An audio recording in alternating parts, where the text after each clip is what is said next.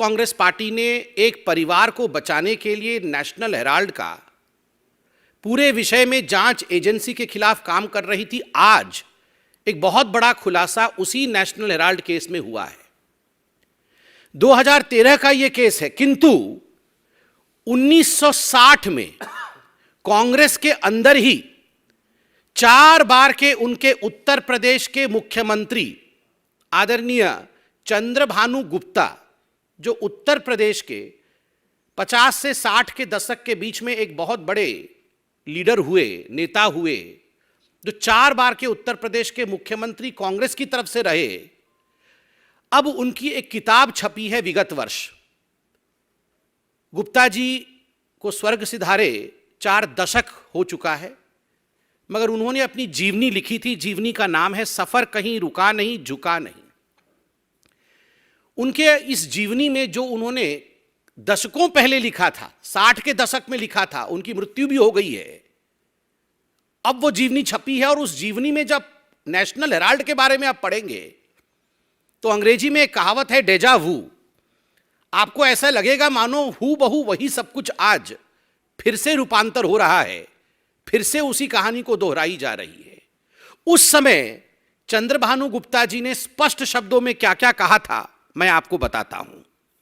किताब में चंद्रभानु गुप्ता जी कहते हैं कि जो नेशनल हेराल्ड है उसके फंडिंग को लेकर बहुत सारे सवाल हम सबके मन में उठते रहे। जिस प्रकार से ये नेशनल हेराल्ड है, ये कोई कांग्रेस की पत्रिका नहीं है। चंद्रभानु गुप्ता जी कहते हैं ये कोई स्वतंत्रता संग्रामियों के लिए या भारतवर्ष की कहानी को प्रतिपादित करने की कोई अखबार नहीं है।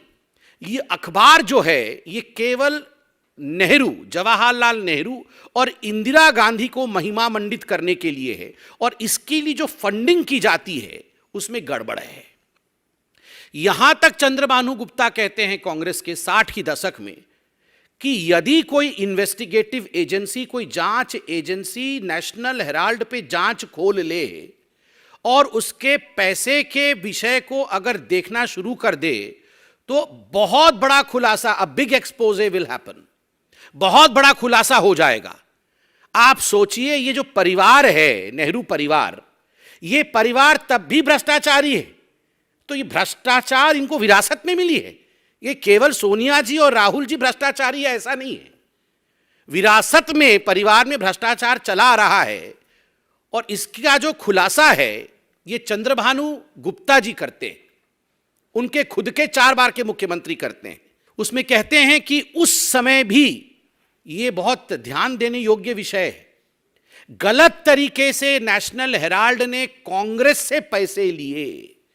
जो पैसे लोगों ने कांग्रेस पार्टी को दिए थे, चंदा में दिए थे, डोनेशन में दिए थे, उस पैसे को नेशनल हेराल्ड में लगाया गया। सोच के देखिए, आज भी 90 करोड़ रुपए का विषय चल रहा है कि किस प्रकार से करोड़ों रुपए कांग्रेस पार्टी से गलत तरीके से, असंवैधानिक तरीके से, इलीगल तरीके से money was siphoned from the Congress party to the National Herald and from National Herald back to the mother and the son duo, the company called as Young India.